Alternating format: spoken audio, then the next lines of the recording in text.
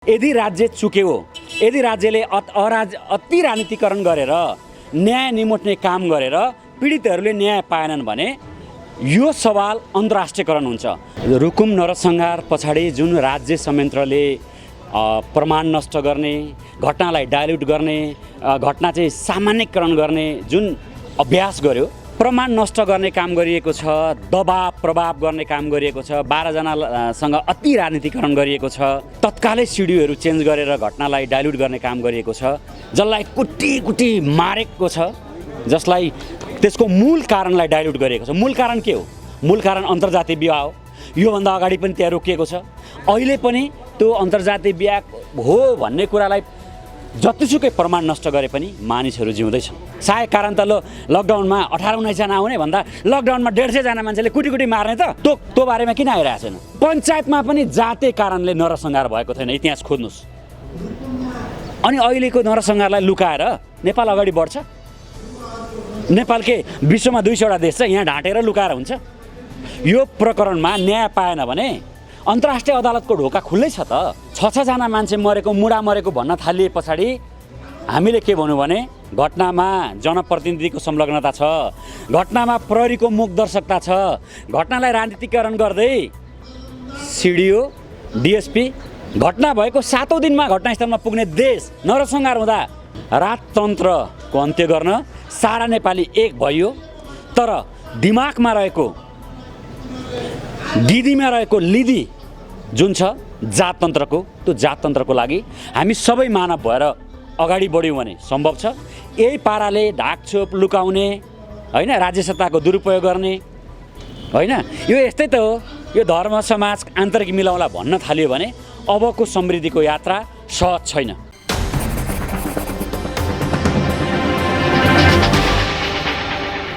नमस्कार। नमस्ते। हजुरको परिचय?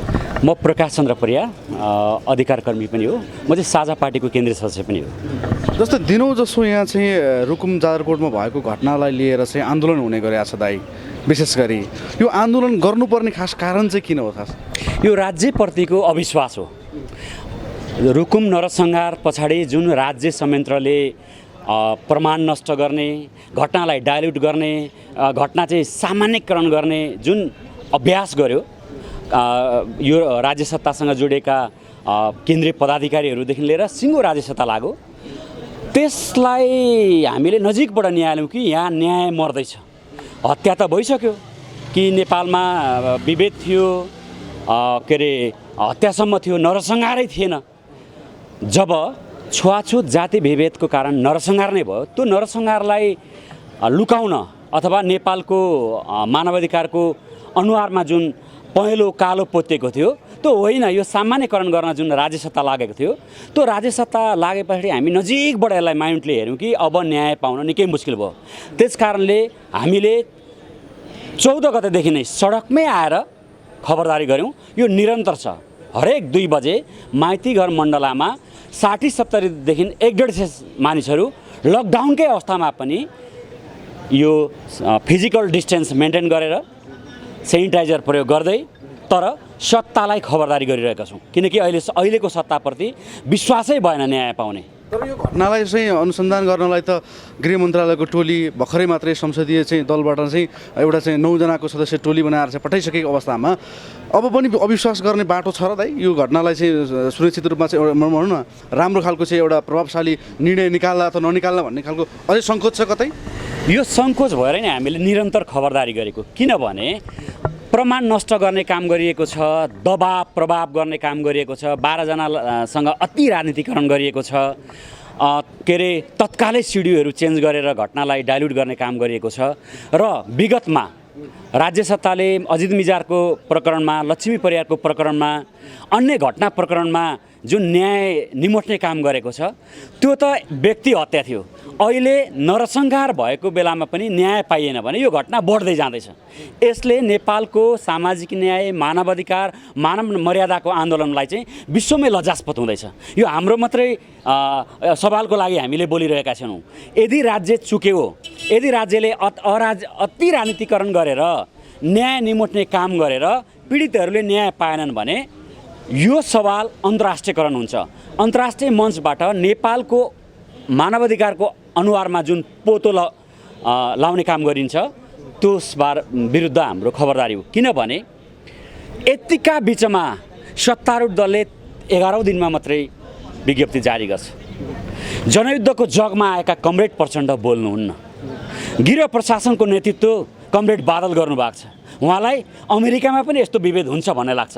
तर अमेरिकाको विभेदमा त्यहाँका प्रहरीहरूले घुँडा टेकेर माफ मागेको, घटनाका पीडितको परिवारसँग 3 घन्टामै राष्ट्रपति ट्रम्पले संवाद गरेर सान्त्वना दिएकोमा हाम्रोमा कुकुर बिराएर मरे जस्तो गरिरहेको छ राज्यले।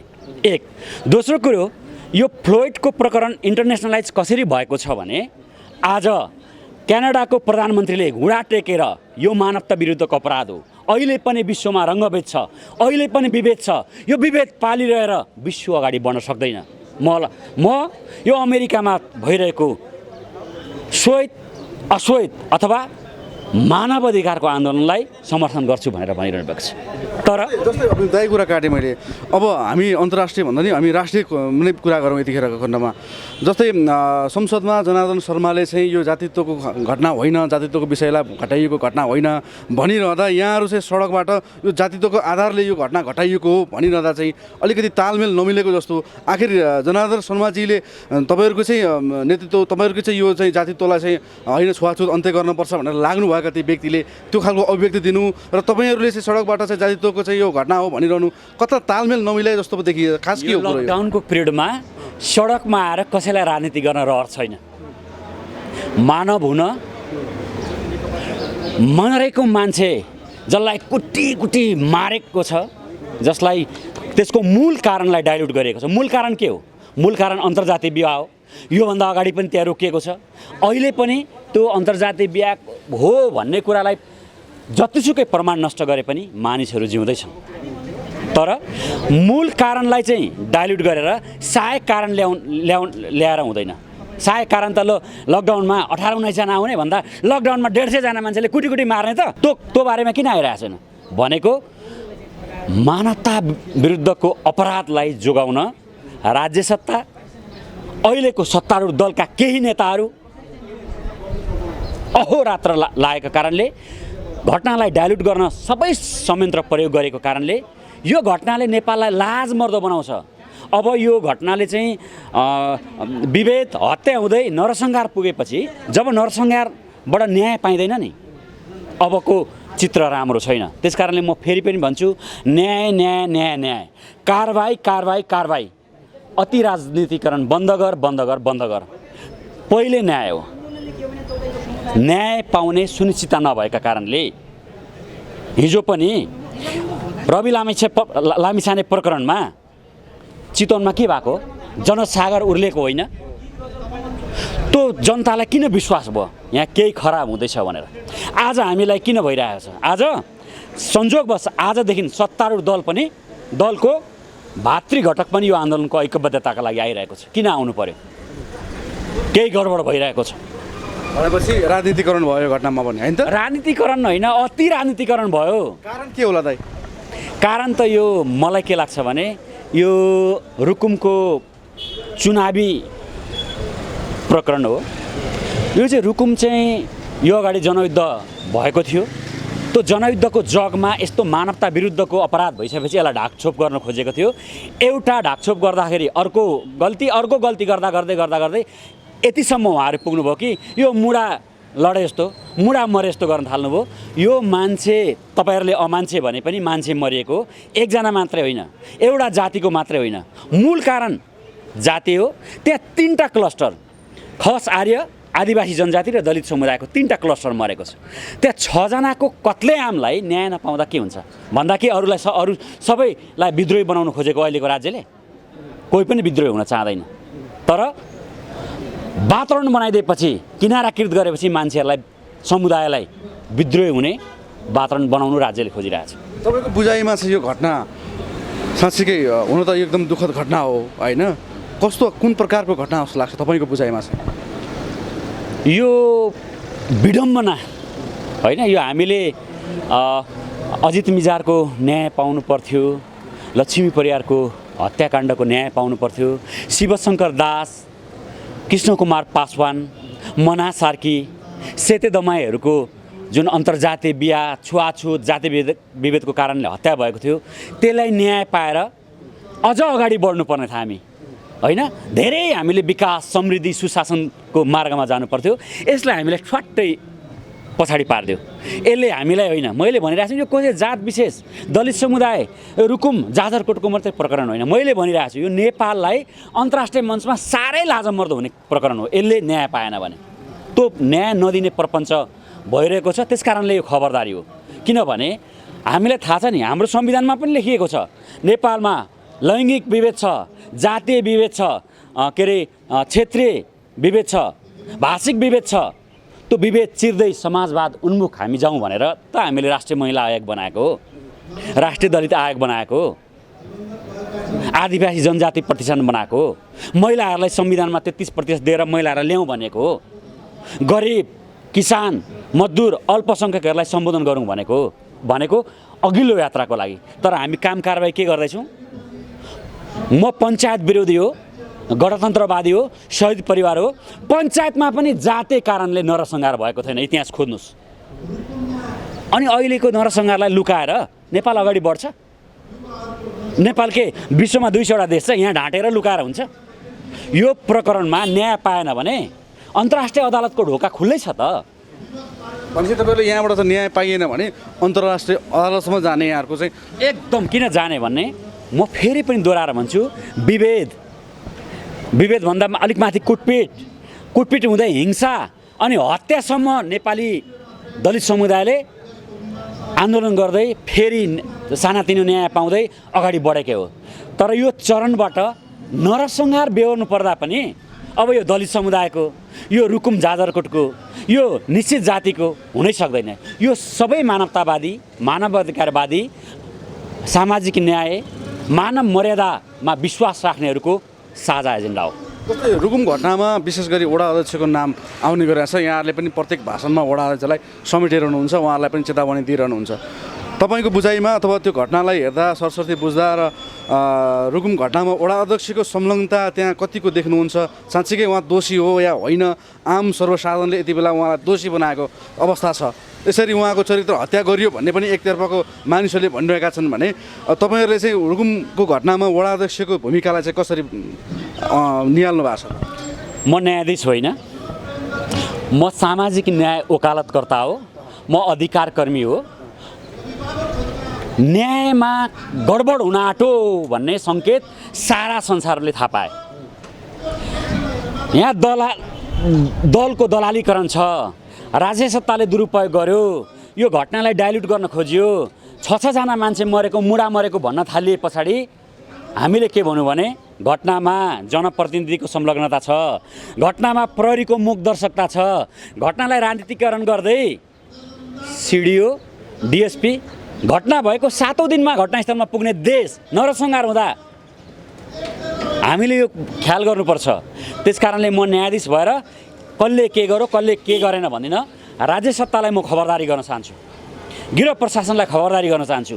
तर म अलिक विश्व रङ्गमञ्चबाट के हेर्छु भने यो घटनालाई चान्चुने सम्झेर, सामान्य सम्बोधन गरेर टालटुल गर्न सक्छु, मेरो 2/3 दम्बले म यो घटनालाई निचार्न सक्छु भन्ने लाग्छ भने यो नेपाली जनताको लागि इतिहासमै कलङ्कको दिन हो। त्यो घटनाको कलङ्कको टिको सारा नेपालीले लाउनै पर्छ, होइन?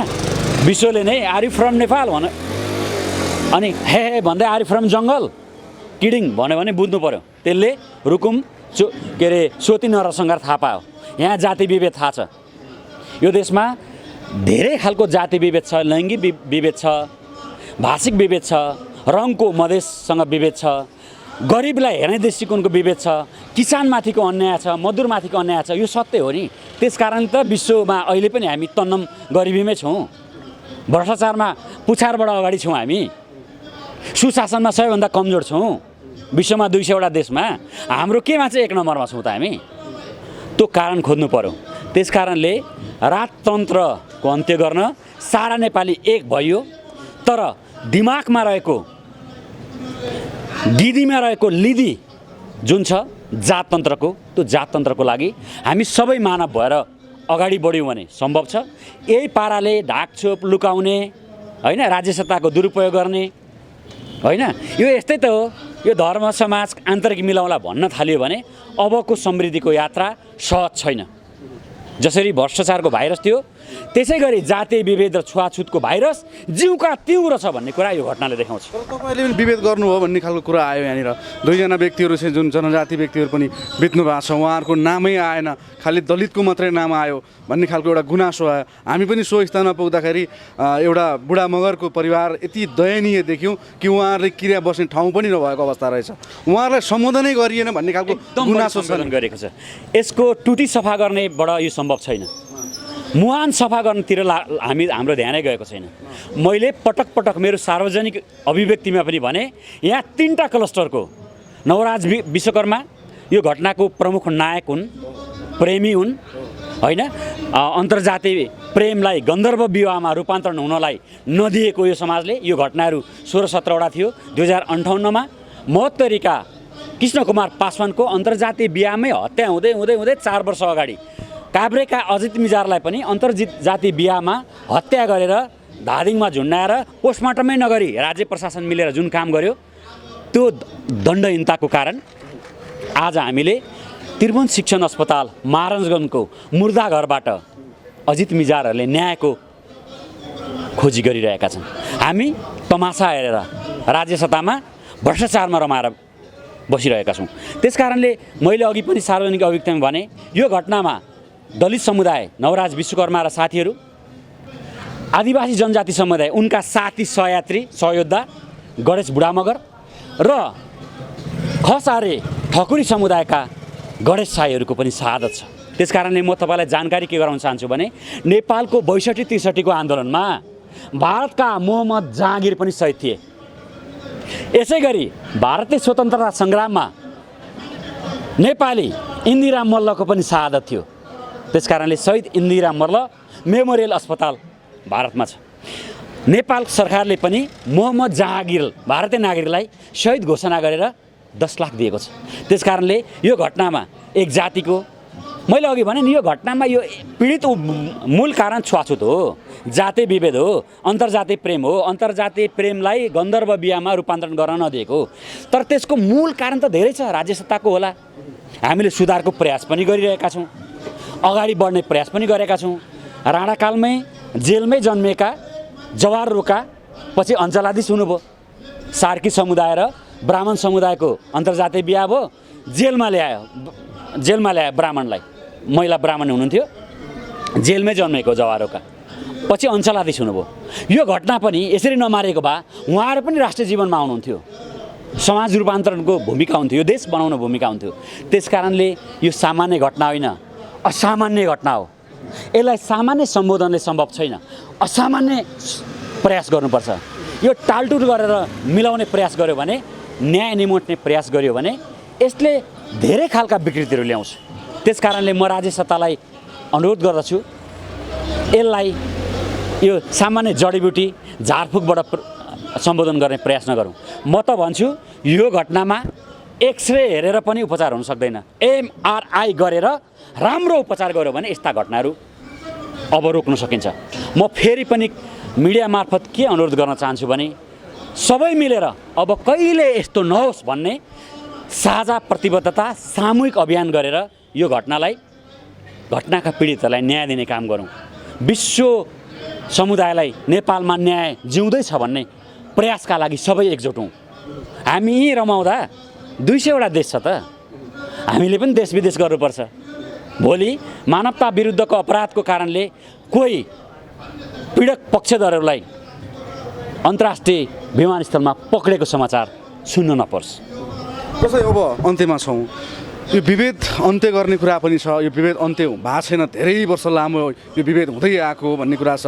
कतिले चाहिँ होइन यो विभेद चाहिँ आफैले सिर्जना गरेका हुन्, होइन भने चाहिँ दलितले अब आफूले आरक्षण गरेका त्यो सिटहरू पनि नलिने गर्नुपर्छ, दलितले पनि आफ्नो तर्फबाट आएका ती सेवा सुविधा अरूलाई दिनुपर्छ, जो गरिबलाई दिनुपर्छ। त्यसरी विभेदको अन्त्य गर्न सकिन्छ भन्ने कुरा छ। अब समग्र रूपमा अब यो विभेदलाई कसरी हटाउन सकेला यहाँको बुझाइमा के छ?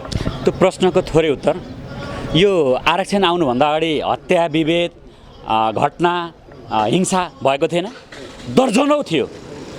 यो सहायक कारणलाई हाइलाइट बनाउने काम हो।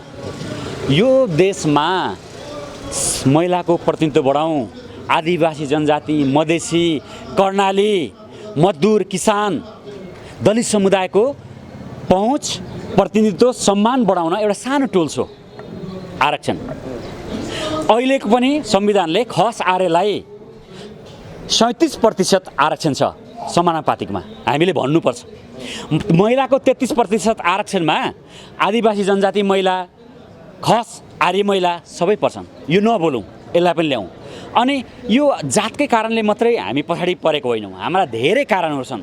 तर जातको विभेद अहिले पनि छ, यो सत्य कुरा, यसलाई सम्बोधन गर्ने काम गरौँ। अर्को कुरा, यो जादु तरिकाले तुरुन्त हट्छ भनेर कोही पण्डित, कोही ज्योतिषले भनेर सम्भव छैन। राजकीय अठोट 14 वर्ष अगाडि नेपाललाई छुवाछुत तथा जातीय विभेद मुक्त राष्ट्र घोषणा गरियो। तर घटना त नरसंहारसम्म आयो, रुकुम सोती नरसंहारसम्म आयो भनेपछि हामीले घोषणाका लागि घोषणा गऱ्यौँ। राजकीय अठोटका साथ राष्ट्रिय कार्यक्रमहरू ल्याएर 700 भन्दा बढी गाउँपालिका नगरपालिकामा कार्यक्रम ल्याउन, 7 प्रदेशमा कार्यक्रम ल्याउन, सङ्घमा कार्यक्रम ल्याउन, राष्ट्रिय बहसहरूलाई निर्मम तरिकाले ल्याउन, नयाँ नयाँ तरिकाका पीडाहरूलाई सम्बोधन गर्ने काम गऱ्यौँ न, र विभेद विरुद्ध एकजुट हुन नेतृत्वदायी भूमिका गऱ्यौँ न। त्यस कारणले पनि विभेदका धेरै अंशहरू अहिले पनि छन्। कतिपय हामीले अहिले त जातीय छुवाछुत र विभेदमा कुटपिट हुँदा आवाज उठाउनु पर्ने हैसियतमा पुग्नु पर्ने, हत्या हुँदा पनि कराउनु पर्ने, अब त नरसंहारै हुन आँट्यो भनेपछि चाहिँ बढी नै म चाहिँ विचलितै भएको छु, स्तब्धै भएको छु। यसलाई चाहन्छु नै सम्बोधनबाट न्याय दिन सकिँदैन, किनकि सिङ्गो राज्य सत्ता पनि लाग्ने, समाज सत्ता पनि लाग्ने, धर्म सत्ता पनि लाग्ने, अनि पीडितहरू जो अहिले पनि न्याय, पहुँच अथवा खुलेर बोल्न सक्ने अवस्थामा नभएको बेलामा यो केही 100-150 जना दलित समुदायहरू माइतीघर मण्डलामा दैनिक कराएर मात्रै नहुँदो रहेछ। कुन रूपबाट अगाडि बढ्दा यसरी न्याय प्राप्ति होला त सर? अहिले राज्य सत्ता अग्रसर हुने हो। यो अदालतमा लानुभन्दा अगाडि जे ढाकछोप गरिएको छ, जे बङ्गाइएको छ, जसलाई चोखाउने प्रयास गरिएको छ, त्योभन्दा माथि उठेर हत्यारै हो। हत्याराको जात, धर्म, लिङ्ग, वर्ण, क्षेत्र हुँदैन। हत्याराले हदैसम्मको सजाय पाउनुपर्छ, मर्ने मरिसके न्याय पाउनुपर्छ। र यो घटना पछाडि यस्ता घटनाहरू बढ्ने सम्भावना धेरै देखिन्छ। त्यस कारणले राज्यले विशेष संयन्त्र बनाएर ओडा-ओडामा यस्ता घटनाहरूलाई रोक्न कार्यक्रम ल्याउनुपर्छ, अनुगमन गर्ने कार्यक्रमहरू गर्नुपर्छ। मुखदर्शक भइरहने प्रहरीहरूलाई प्रशिक्षण चाहिन्छ। प्रशासनहरूलाई प्रोएक्टिभ तरिकाले विभेद विरुद्ध अगाडि आउनुपर्ने प्रशिक्षण चाहिन्छ। एकजना महिला बलात्कृत भइसकेपछि प्रहरी प्रशासनमा न्याय माग्न जाँदा निवेदन देऊ भन्ने प्रहरी प्रशासनको दिमाग चेन्ज गर्नुपर्छ। एकजना दलित समुदायको छुवाछुत जातीय विभेदका कारणले दाँत भाँचिने अनि प्रहरी प्रशासनमा जाँदा आज शुक्रबार, आइतबार सार्वजनिक बिदा, सोमबार आऊ भन्ने सोच परिवर्तन गर्नुपर्छ। यो साह्रै नेपालको जिन्दगीभरि नेपाली समाजको जुन कलङ्कको टीका छ नि, यो कलङ्कको टीका टाँसिरहेर कोही ठुलो मान्छे हुनेवाला छैन, अर्कोलाई आरोप लाएर आफू ठुलो हुने, अरू तुच्छ हुने भन्ने कुरो संसारमा हुनै सक्दैन। हुन्छ, समयको लागि यहाँलाई धन्यवाद। Thank you very much.